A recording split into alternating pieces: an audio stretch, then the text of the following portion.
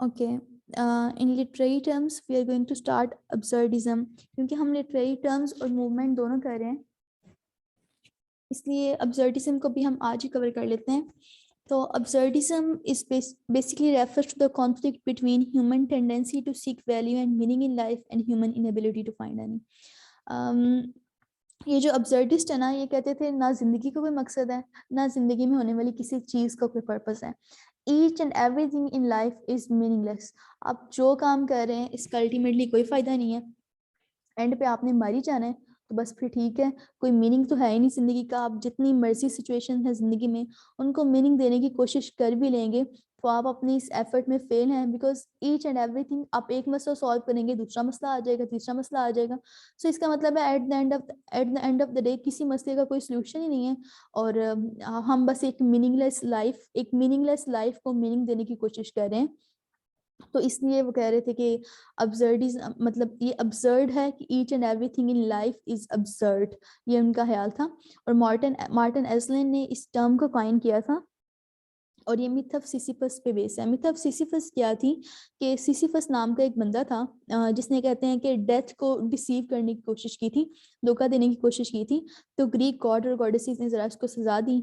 सजा ये दी कि उसने एक रॉक लेनी थी, वो उसको फिर हिल की टॉप पे लेके जाना था, और हिल की टॉप पे लेके जाने के बाद दोबारा से नीचे फेंकनी थी, फिर रॉक वो पकड़नी थी, और फिर हिल की टॉप पे जाना था, फिर नीचे फेंक देनी थी, और इस तरह से ये साइकिल चलता ही जाना था। इस तरह से वो कहते हैं कि इंसान भी अपनी जिंदगी को मीनिंग देने की कोशिश करता है, but as life is meaningless तो उसके मीनिंग देने का कोई फायदा ही नहीं है।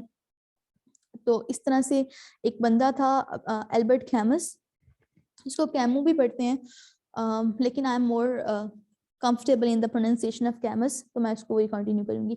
एल्बर्ट कैमस उसने कहा कि उसने इस आइडिया को प्रोपोगेट किया था थ्रू हिज डिफरेंट आर्टिकल्स, और इसने इस बारे में एक नॉवल भी लिखा था, हो सकता है आप में से बहुत से लोगों ने पढ़ा भी हो, the outsider and the stranger, जिसमें मार्जोल्ट वो इसका प्रोटैगनिस्ट होता है, और वो एंड पे ये कहता है कि भाई दुनिया में किसी चीज़ का कोई फायदा नहीं है, जिसने बंदे को मार दिया क्योंकि उसका दिल चाह रहा था मारने को, क्योंकि उसे गर्मी लग रही थी, और उसके बाद वो कहता है लो अगर मैं मर भी गया तो क्या होना है, there is nothing which is meaningful in life.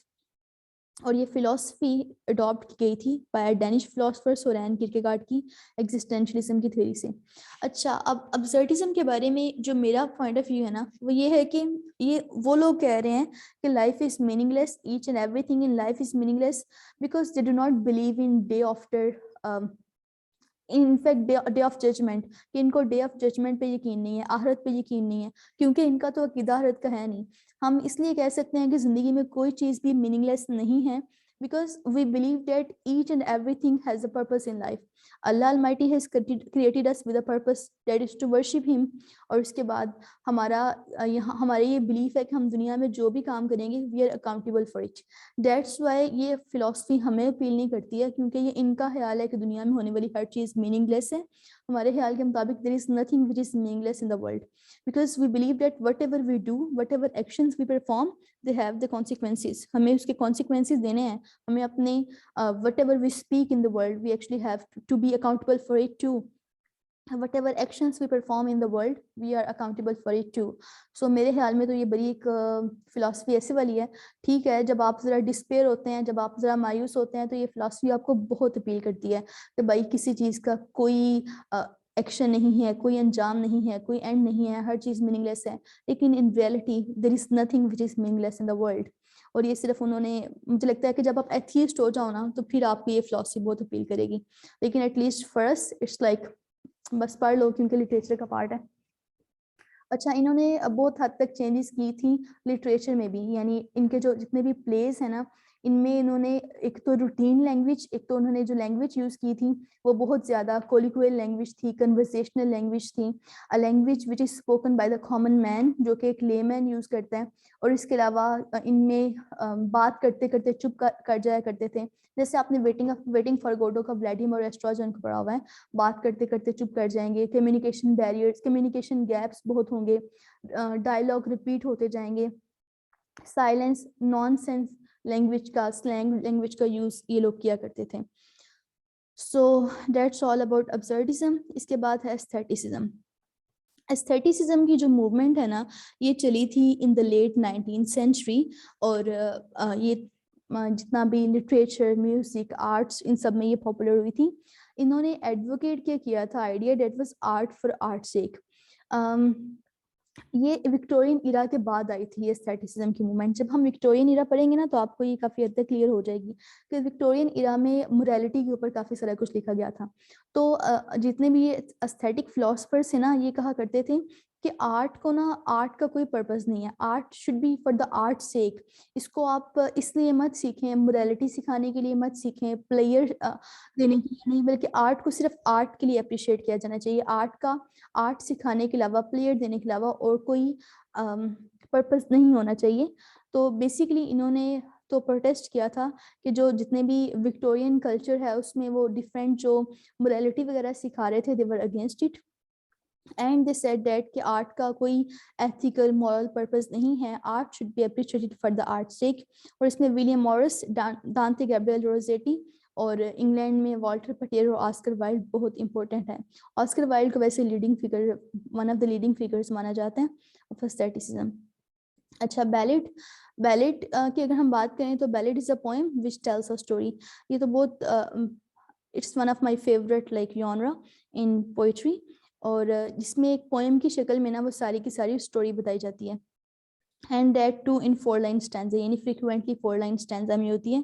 और इसके सबसे जो बिगेस्ट एग्जांपल है that is la belle dame sans merci, John Keats की, जिसमें वो एक नाइट होता है और उसको कैप्चर कर लिया जाता है, और वो मतलब कहता है the night is basically captured by the lover, जो कि हो सकता है एक विच है, और उसको वो अपनी केव में ले जाती है, और इसके बाद नाइट बड़ा परेशान रहता है। ये जब हम कीट्स को पढ़ेंगे तो ये वाली पोएम हम इंशाल्लाह कवर करेंगे, वैसे आपने जरूर पढ़ी होगी, I am sure of it. Next है बीट जनरेशन। ये भी एक मूवमेंट थी, और ये it was famous in America. अब आपने ये जो बीट जनरेशन है और एंग्री यंग मैन है, इनमें आपने ये जरूर याद रखना है कि इसका ओरिजिन कहाँ से हुआ था। यानी एंग्री यंग मैन का तो ब्रिटेन में हुआ था, यूके में हुआ था, जबकि बीट जनरेशन का अमेरिका में हुआ था। अब बीट जनरेशन वाले लोग भी यही कहते थे कि इकोनॉमिक मटेरियलिज्म को रिजेक्ट करो, जो ह्यूमन कंडीशन है उसको एज इट इज़ पोर्ट्रे किया जाना चाहिए।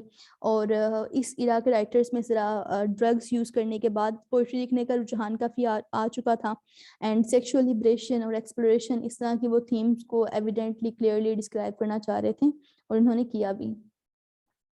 अब इसमें जो मोस्ट इम्पोर्टेंट है ना, that is Allen Ginsberg. Allen Ginsberg Howl बहुत ज़्यादा इम्पोर्टेंट बंदी है इसमें, बीट जनरेशन में। इनका जो नॉवल है हाउल, ये काफ़ी इसमें एक प्रोमिनेंट फैक्टर है इसमें।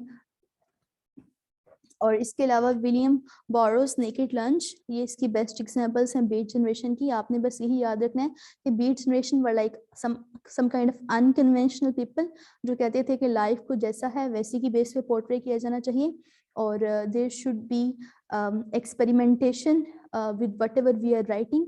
और इसके अलावा ये कि इकोनॉमिक मटेरियलिज्म को रिजेक्ट करो, और people should do whatever they are like to do. और इसके बाद ब्लैंक वर्स।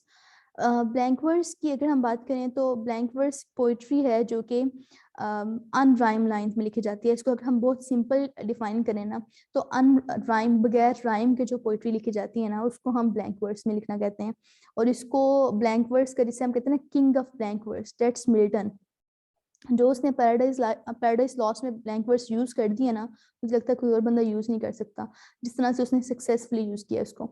अब ब्लैंक वर्स में जो ये वर्ड है ना एम्बिक पेंटामीटर, इसके बारे में किसी को पता है? What's basically iambic pentameter? अच्छा, एम्ब बेसिकली हम कहते हैं कोई सा भी वर्ड जो कि 2 सिलेबल्स से बना होता है। अब 2 सिलेबल्स से जैसे 2 सिलेबल्स से भी ऐसे कि जिसमें एक वर्ड स्ट्रेस होता है और एक वर्ड अनस्ट्रेस्ड होता है। जैसे वर्ड डिफाइन है, अब डिफाइन में डिफाइन, फाइन, ई पे मेरा ज़्यादा स्ट्रेस पड़ रहा है, ठीक है। तो एम्बिक एम्ब हमने देख लिया कि कोई सा भी word which is made of 2 syllables in which one is stressed and one is unstressed. और पेंटामीटर हम कहते हैं 5 को। तो आप ये देख लें कि कोई सा भी वर्ड जो कि 5 AM से बना हुआ होगा ना, तो उसको हम कहते हैं iambic पेंटामीटर सिंपल, यानी जिसमें 5 syllables ऐसे हैं जिनमें एक syllable स्ट्रेस है और एक अनस्ट्रेस है, that will be iambic pentameter. वैसे ये कोई इतना ज़्यादा इंपॉर्टेंट नहीं है। That's all कि आज के लेक्चर में यही है। हम लोगों ने एस्थेटिसिज्म के बारे में पढ़ा, अब्सर्डिज्म के बारे में पढ़ा, और इसके अलावा बैलेट क्या होता है, बीट जनरेशन और ब्लैंक वर्स, क्योंकि हमने 5 कहा था तो 5 हो गई आज की। So far any question by any one of you?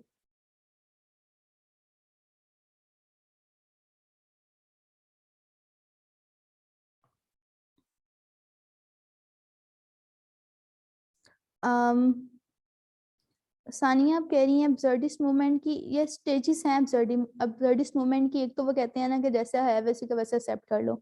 दूसरा वो कहते हैं कि सुसाइड कर लो, अगर नहीं प्रॉब्लम सॉल्व हो रहे हैं तो सुसाइड कर लो। तीसरा वो ये कहते हैं कि आप किसी स्पिरिचुअलिटी की तरफ निकल जाएं, किसी को अपना सुप्रीम बीइंग मान लें, यानी रिलीजन में, और इसको तो वो बड़ा ही फजूल किस्म का ख्याल समझते हैं। तो उनके ख्याल में सिचुएशन को आप मान लें कि जो अब्सर्डिस्ट है ना, जो सिचुएशन जैसी है आप उसको बस मान लें। बीट जनरेशन की अगर हम बात करें तो आप ये कह लें a group of unconventional people जो पोइट्री में ज़रा थोड़ी सी उन्होंने चेंजेस लेके आए थे। चेंजेस इस तरह से लेके आ रहे थे कि वो कह रहे थे कि लाइक कि आप इसके अंदर बहुत एक स्लैंग लैंग्वेज, बहुत आम लैंग्वेज यूज़ करें। इसके अंदर पोइट्री को आपको ज़रूरी नहीं है कि पोइट्री के अंदर एक रिदम होना चाहिए, एक पैटर्न होना चाहिए। There should be nothing like that in poetry. और इसके अलावा उन्होंने ये कहा था कि जो ह्यूमन कंडीशन है उसको एज इट इज़ रिप्रेजेंट किया जाना चाहिए। और इसके अलावा अपनी पोइट्री में वो कुछ स्पिरिचुअल क्वेस्ट भी किया करते थे, और सेक्सुअल लिबरेशन के बारे में उन्होंने बहुत कुछ लिखा था, और डिफरेंट चीज़ों को एक्सप्लोर किया करते थे वो, और अपनी एक्सप्लोरेशन के बारे में वो लिखा करते थे इन देयर ओन पोएम्स।